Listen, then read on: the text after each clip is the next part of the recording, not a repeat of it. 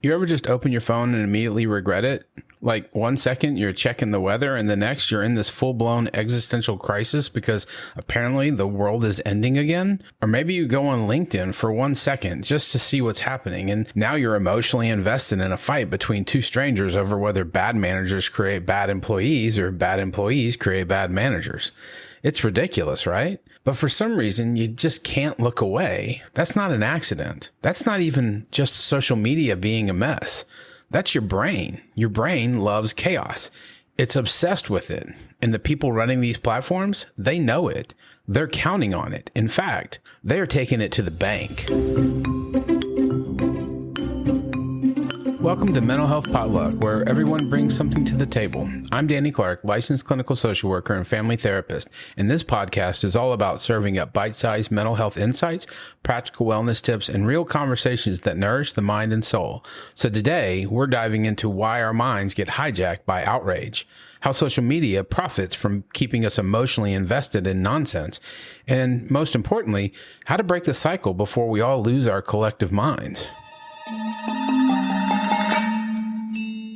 All right, so Instagram had a bit of a, whoops, didn't mean to traumatize you kind of moment the other day.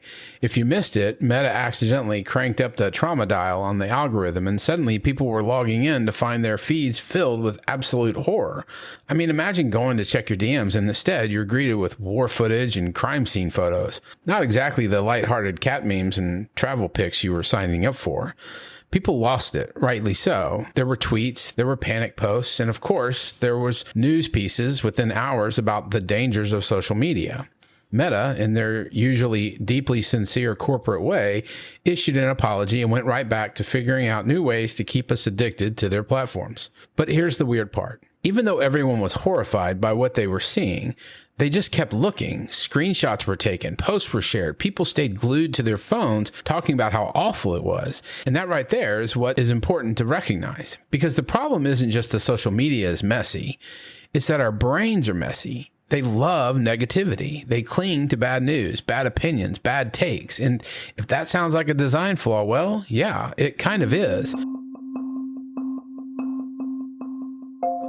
So here's something fun to think about. Your brain is a little bit of a drama queen. Not in the way that it makes you send an emotionally charged text you immediately regret, though, let's be honest, it does that too, but in the way it reacts to bad news. It loves bad news. This isn't just some quirk of human nature, it's biological. Way, way back, before we had Twitter fights and 24-hour news cycles, our ancestors had a pretty straightforward job. Don't die. And the best way to not die? Pay very close attention to anything that might be a threat. That rustling in the bushes could be the wind, could be a tiger. Better assume a tiger. That weird looking berry, maybe it's fine, but maybe it'll kill me instantly if I eat it. So let's just not find out. So we fast forward a few thousand years and we're still doing the same thing, except now the tigers and poison berries have been replaced with headlines like, is your phone giving you brain cancer? And everything you love is ruined. And here's why. And just like before, our brains lock in because they think they're helping. They think they're protecting us. This is what psychologists call negativity bias, the idea that our brains naturally prioritize negative information over positive information. Not because we're all secretly masochists, but because bad things have historically been more useful to remember. A positive experience is nice, but a negative one could mean the difference between survival and disaster. And even though most of us aren't dodging predators anymore, our brains haven't updated the software. So when you scroll past a headline about something good happening in the world, your brain's like, meh. But when you see one about a horrific disaster unfolding somewhere, suddenly your whole system is on high alert. You read it, you watch the videos, you click through another article, you need to know more. And this isn't just some theory. Researchers have actually measured this effect. One study found that when people were shown both positive and negative images, their brain lit up way more in response to the negative ones. And another study showed that bad news spreads significantly faster than good news, which is why if you're ever tried to share a wholesome story online, it gets like 3 likes. But the second you post something mildly controversial, suddenly you have an audience. And this is where things start to get dangerous.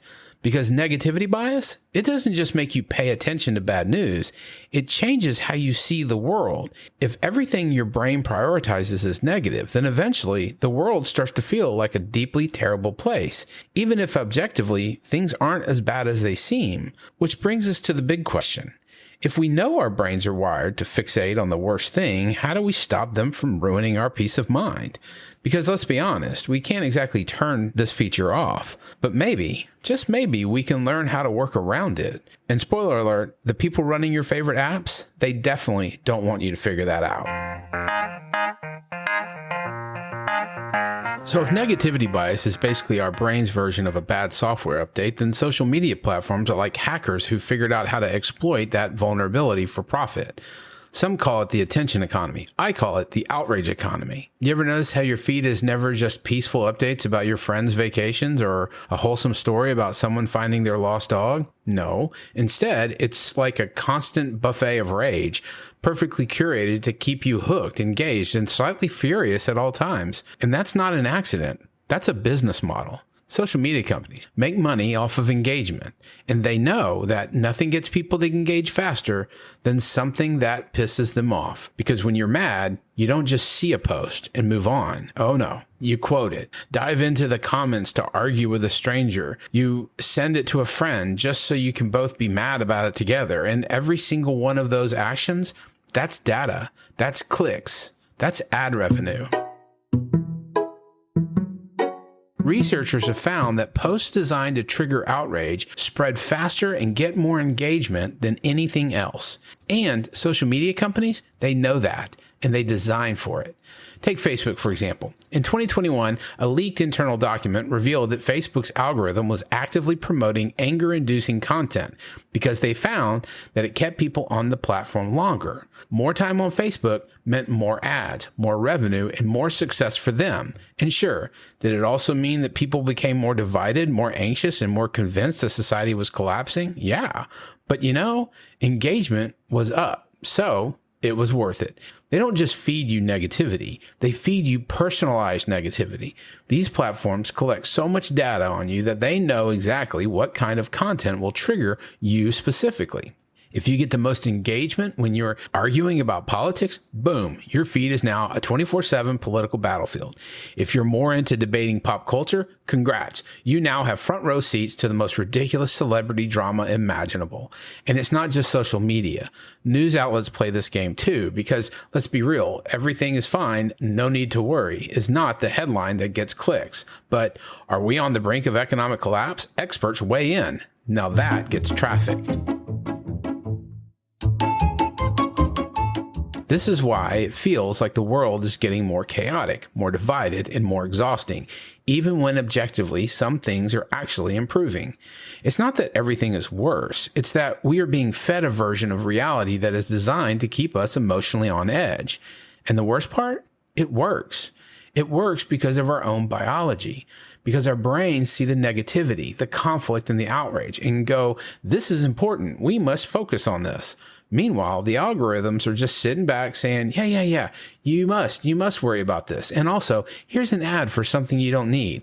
But here's the big question. If we know this is happening, what do we do about it? Because we can't exactly just throw our phones into the ocean and live in the woods. I mean, you can, but, good luck paying that bill. No, the real solution is about awareness, control, and strategy. And there's a few ways we can think about this. So at this point, we know two things: that negativity bias makes our brain obsessed with bad news. And the other is that social media companies are basically like running a casino where their currency is our collective outrage. But here's the real kicker. It's not just wasting our time. It's actually messing with our mental health. Like, when was the last time you spent 2 hours doomscrolling and then thought, wow, I feel great, so refreshed. What a productive use of my time. Yeah, that doesn't happen. Instead, it's more like, oh, cool, I just lost my entire evening to a heated argument about whether or not cereal is soup. And now I'm anxious, exhausted, and questioning my entire faith in humanity. This constant exposure to outrage, conflict, and worst-case scenario headlines, it doesn't just affect what we pay attention to. It changes how we feel, and it changes how we think. So let's take anxiety spirals, for example. There's actual research on this. Studies show that consuming high amounts of negative news can lead to increased stress, anxiety, and even symptoms of depression. And honestly, it makes sense. Your brain wasn't designed to absorb this much information this quickly with this level of emotional intensity. When you expose yourself to a lot of negative content, it actually changes your baseline stress levels. That means you're not just stressed while you're reading a depressing article about the state of the world. You're carrying that stress with you all the time. Your brain starts to assume that because everything feels bad, everything is bad. And just like that, your perception of reality starts to shift. This is why so many people feel like the world is worse than it's ever been, even though by many measures, poverty rates, global health, literacy, things like that are actually better than ever before. But your brain doesn't work on statistics. It works on impressions. And if everything you consume tells you that society is falling apart, that's the reality you're going to believe. And the irony, most of us aren't even choosing to feel this way. We're just absorbing it because it's where we're being fed over and over and over again by systems that profit off of our stress. Being constantly outraged or stressed doesn't just make us feel bad, it's also weirdly addictive because every time we engage with something that spikes our emotion, our brain releases dopamine. Not a fun dopamine hit like you get from a good meal or a workout, but just enough of a jolt to keep you hooked. That's why people keep checking their feeds even when they know it's bad for them. It's why even after a full day of feeling completely drained by the news, we still find ourselves scrolling in bed, feeding our brains just one more dose of existential dread. So then what happens is we have this emotional crash, or I like to call it the outrage hangover, because after all, that engagement, that time spent being stressed, mad, and overwhelmed, what did we get for it? Nothing. We don't feel more informed. We don't feel more in control. We just feel tired. And the worst part, we'll probably do it again tomorrow. But here's the thing, we don't have to. There are ways to break this cycle, ways to step back, recalibrate, and actually take control over what we let into our mind. So we've established that our brains are basically chaos-loving goblins who can't resist negativity. We also know that tech companies have figured this out and have created an entire industry around it. But here's the part they don't want you to know. You can opt out. Not entirely. Because let's be real, unless you're planning on moving to a remote cabin with no Wi-Fi, you're still going to exist in the modern world. But you can start to make some strategic moves to stop handing over your attention like it's free candy at a parade. So here are 5 ways you can take control. So the first thing is to realize you're in the outrage loop. The best way to break any bad habit is recognizing when it's happening. So the next time you feel that rage-fueled impulse to engage with a negative conversation or reshare a post about something that's really pissing you off, pause for a second and ask yourself, am I about to engage in something that will actually improve my life? Or is this conversation going to be productive? Or am I just feeding an algorithm? If the answer to any of these is no, congratulations, you just spotted the trap. And once you start seeing the trap, it gets a lot harder to fall into it. The second step you can do to take care of yourself is to think about the 3-day rule for outrage. It's a real game changer. If someone's triggering an emotional reaction, give it 3 days before engaging. Just 3 days. Why? Because outrage has a short shelf life. Something that feels like the most important thing in the world today is probably going to be completely forgotten by next week. If you don't believe me, think about the last huge controversy you were invested in. The one where you were really mad, maybe even posting about it. Now ask yourself, do you even remember what it was, or did it just fade away? Exactly. So if something makes you want to drop everything and engage in the discourse, tell yourself, if I still care about this in 3 days, I can engage. 9 times out of 10, you won't. So the third step is to curate your information diet. You see, the same way you wouldn't eat gas station sushi every day, well, at least I'd hope not, you shouldn't let your mental diet be made up of nonstop stress-inducing content. You get to control what you consume. And no, that doesn't mean ignoring reality.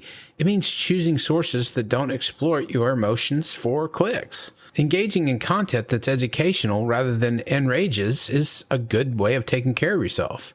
You can also mute, block, and unfollow liberally. It's your feed. You don't owe anyone access to your brain. So here's the fourth step. And it's a big one. So you remember how our brains are wired to prioritize negative information? Well, it turns out you can hack that system. One of the best ways to do this is by using the 3-to-1 rule. So for every negative thing you read, counter it with 3 positive things. If you see a terrible headline, follow it up with a story about something going right in the world. If you catch yourself ruminating on bad interactions, force yourself to think of 3 good ones. It feels small, but this is literally brain training. Over time, it helps balance out the constant flood of negativity so your brain stops treating every bad thing like the apocalypse. So the 5th step is the digital detox, but making it realistic. I know. Everyone says just get off your phone, but let's be honest, no one's really going to be doing that. What you can do, though, is set actual limits on how much chaos you consume. You can designate no scroll zones, like the first 30 minutes after waking up and before bed. You can turn off notifications for apps that are basically just yelling at you all day.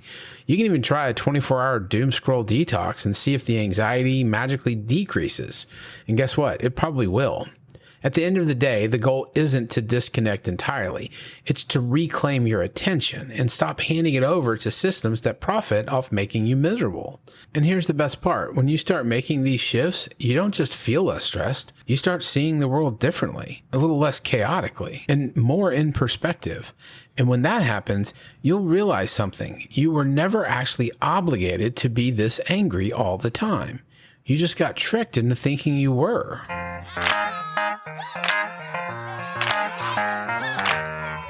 So there you have it. 5 ways to take back what belongs to you. Your attention is valuable, not just to you, but to entire industries. And if you're not intentional about where you place it, someone else will decide for you. The goal isn't to disconnect from the world completely. It's to engage with it on your terms. Because right now, most of us are not engaging on our terms. We're letting algorithms and outrage cycles dictate what we care about, what we stress over, and even how we feel on a daily basis. And that's exhausting. The world isn't going to get less chaotic, but you can get better at navigating it. And when you do, you'll realize that so much of what felt overwhelming, urgent, and inescapable, it was never actually yours to carry in the first place. Well, thanks for listening to Mental Health Potluck. I'm Danny Clark, and remember, your attention is your most valuable resource. Spend it on what builds you up, not on what tears you down. I got nothing in my pocket. I'm a nobody, but you can't stop it. I got music, so I rock it. I got nothing, but I'm something. Nothing in my pocket. I'm a nobody, but you can't stop it. I got music, so I rock it. I got nothing, but I'm something. I got nothing, but I'm something.